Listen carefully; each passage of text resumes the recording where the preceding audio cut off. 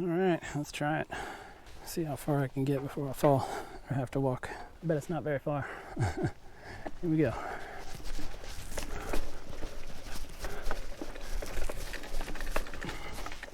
Oh, yep, there's a down power line. I almost fell right off that. Holy crap. Dab.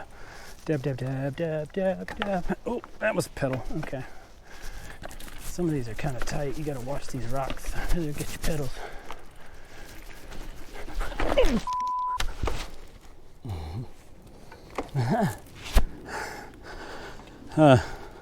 Yeah, nobody saw that, right? Oh, that was a little scary. I say a little. That was a lot scary. Holy crap. You go for helmets and brakes. Definitely on the coward livers there. Watch out for the rocks. I cannot stress it enough.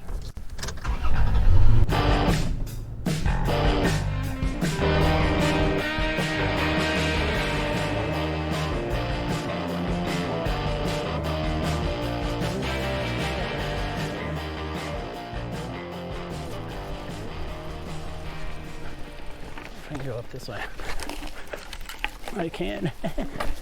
Oh, okay, so somebody put some markers here in the middle of the trail. I don't think those were here last time when I mapped this. Anyways, we're gonna go this way because we don't want none of that downhill right there. We do not want any of it. Oh, geez, it's very, very rough. I can't get started. Oh, almost lost it again. Holy crap.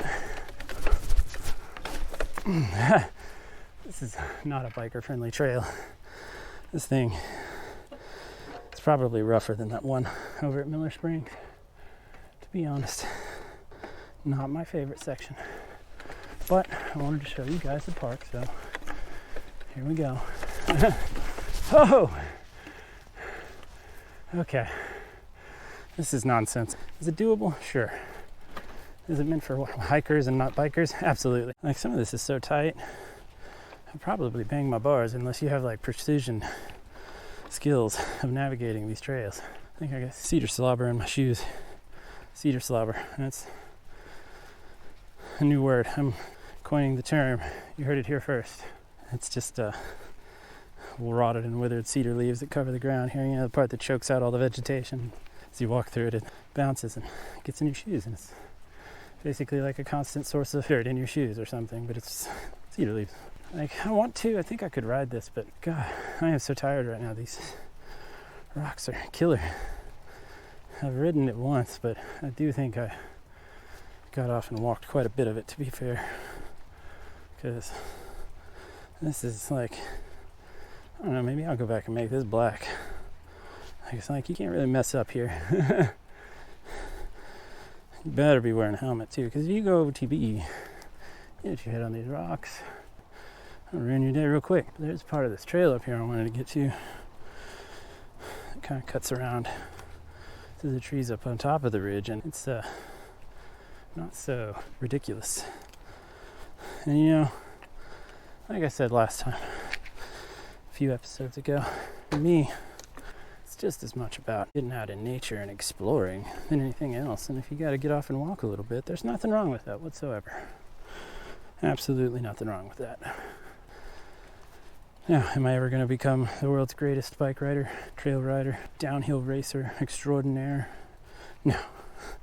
Especially not doing all this walking that I do. But you know what? It gets me out of the house. And I'm having fun. So, I'm just going to keep doing what I do. And if you guys think it's fun, get out there and try it too. Don't let anybody tell you how to live your life. Oh, I don't know what that little animal critter was. Looked like a lizard maybe. I think probably the happiest you could ever be in life is when you become the person that gets to decide what it is that you do. Oh, look, see, you know, there's some technical ability there. I just went right up and over that rock. I'm not saying you got to control every aspect of your life. Sometimes you just have to let loose and go with the flow on a lot of things. But when you find things that you like doing, just do them. Doesn't matter what anybody else thinks. Oh, jab. Yep. Couldn't make it. I got a little bit of that ridden. I think this is a spot I took a break one time. Looks like a pretty comfortable rock over there that I sat on. Yeah, because this goes down a weird way. Oh yeah, no way in hell I'm riding this. Choose your line. More like there's a line. Don't miss it. I mean, this looks sketchy, but I don't think it is as sketchy as it looks. Oh, I lied. It's definitely sketchy. Up here is more chunky, rocky stuff that I absolutely want to walk through. That is 190, I guess. Business 190? I don't know. Whichever one goes right through this middle of a Coffers Cove. And of course, I don't know, you may or may not be able to see fire station down there. There's a Dollar General over here to the right, so it's not paid advertisement by Dollar General. Not that they do any advertisement other than putting a yellow sign above their store and everybody comes there, but whatever. I think we're out of the rocks. Let's try to get back on the bike. This one time I was over here, and I say one time. The one time I was over here. Only come up this thing like once before this, but I came up here and there was a single blue chair, and now there are 2 blue chairs, and it looks like somebody put sticks across one.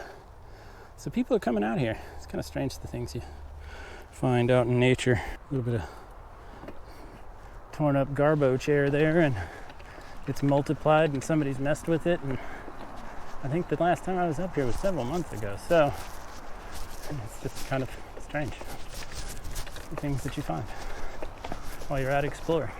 Ooh, it looks like a spot I don't want to fly down. I say that though, it looks like there's a trail over there. Now you can't see it, but it looks like right down here, about 20 feet below me, there is another trail. And honestly, it looks like there might be another one below that. I don't know where those are or how to get to them. Oh, that was almost bad. I named this trail Signal Trail. Halfway, sort of a game reference for any of you gamer buddies that are of mine that are watching this. You might be able to figure out the reference. And you'll see why. Albeit it's probably the one place in the park you get the best cell signal, but I imagine because of the name of this trail, you probably don't have much of an issue with cell signal anywhere in this park. The reference that's a little bit more obscure.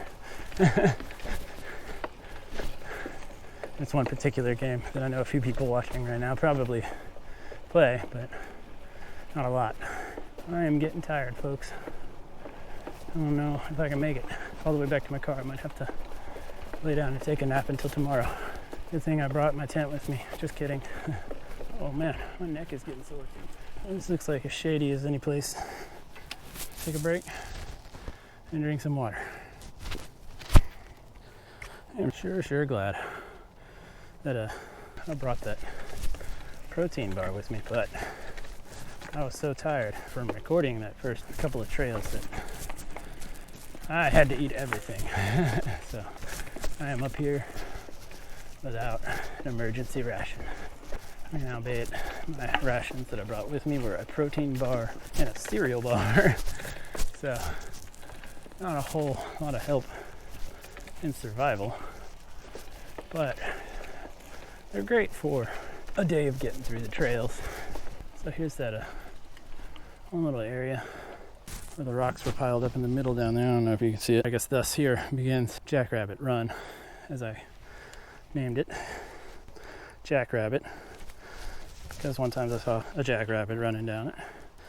And run because it's absolutely a one direction trail.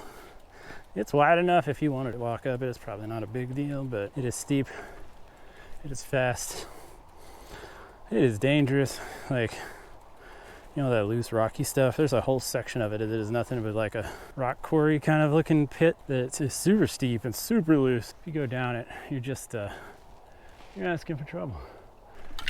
Yeah, I guess somebody has definitely been up here and cleaned up this trail a little bit, because you know what, I really seriously do not remember this telephone pole. Oh, there's 2 of them now. So oh yeah, and that one's got cables attached to it up there. I guess somebody came out here and cleaned up the trail, and it looks like somebody cut down this telephone pole. Okay, so here's those rocks I was complaining about being super weathered. Guess we're gonna go back down the Great Wall here. Ooh, that was tight. Yeah, there's no way I can get up that.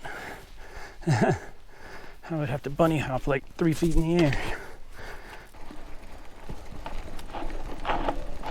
Ooh, that was dangerous.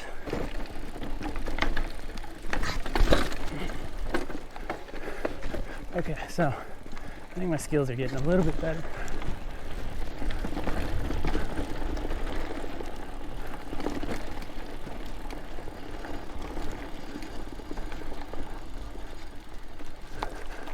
Oh, okay, back to Ogletree Gap Trail.